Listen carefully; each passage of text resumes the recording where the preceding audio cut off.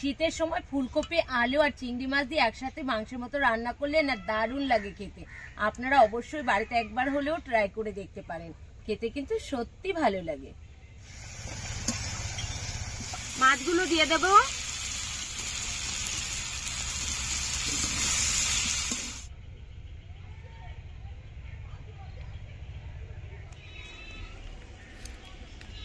নমস্কার বন্ধুরা, স্বাগত জানাই জবার রান্নাঘর উইথ ভিলেজ ফুডে। আজকের রেসিপি ফুলকপি দিয়ে চিংড়ি মাছ। ভিডিওটি সম্পূর্ণ দেখবেন, ভালো লাগলে লাইক কমেন্ট শেয়ার করে দেবেন। ফলো এবং সাবস্ক্রাইব করতে ভুলবেন না কিন্তু।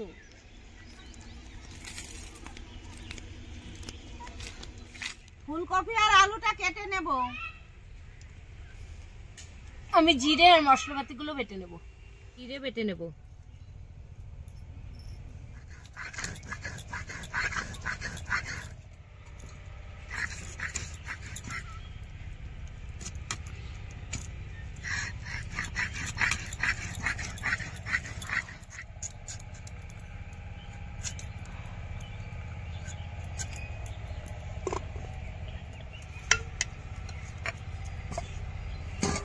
লঙ্কা, রসুন, আদা, জিরে বাটা হয়ে গেছে, আমি এখন তুলে নিয়েছি। পেঁয়াজটা কুচি করে নেব।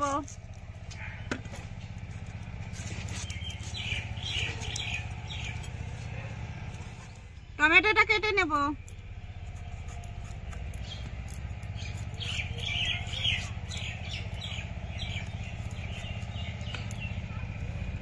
স্বাদ মতো লবণ, হলুদ গুঁড়ো, ভালো করে মিশিয়ে নেব। কড়াই গরম হয়ে গেছে, তেল দিয়ে দেব। তেল গরম হয়ে গেছে, এখন মাছগুলো দিয়ে দেব।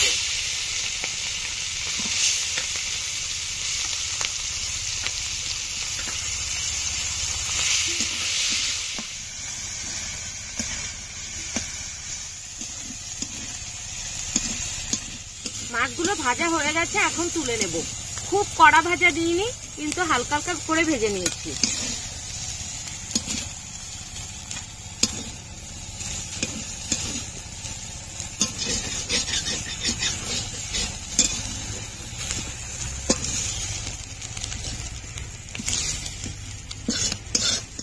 ফুলকপি ভেজে নেব।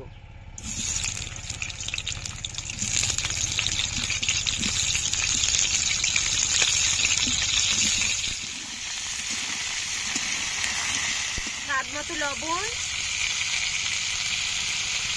অল্প একটু হলুদ গুঁড়ো, এবার ভালো করে ভেজে নেব।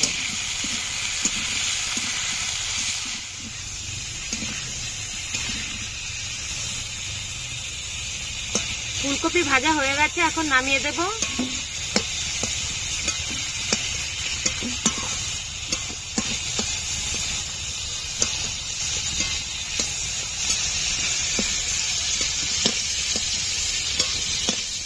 এবার আলুগুলো দিয়ে দেব।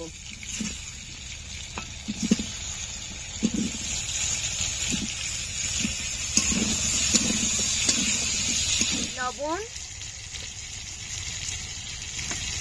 অল্প একটু হলুদ গুঁড়ো,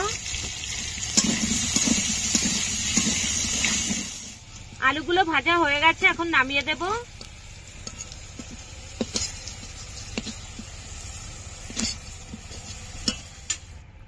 গোটা জিরে,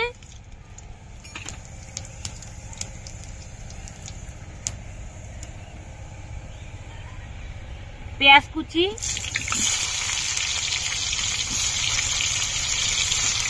ভালো করে পেঁয়াজটা ভেজে নেব।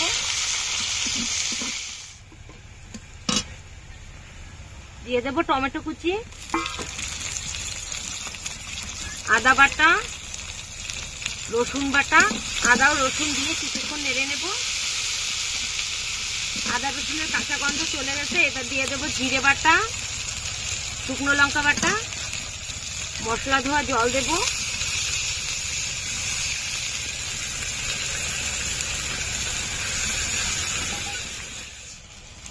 স্বাদ মতো লবণ,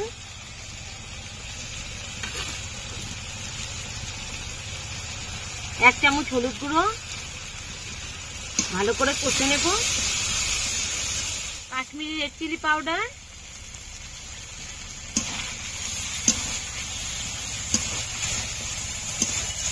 মশলাটা ভাজা হয়ে গেছে, এখন ভেজে রাখা আলু ও ফুলকপি দিয়ে দেব।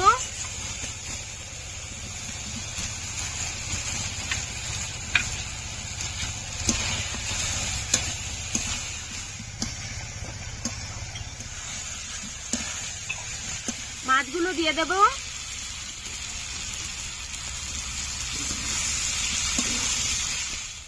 সবজি ভালো করে কষানো হয়ে গেছে, এখন জল দিয়ে দেব।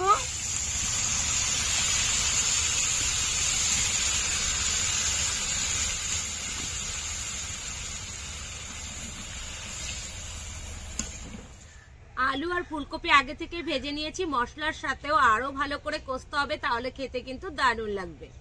গরম মশলা দিয়ে দেব।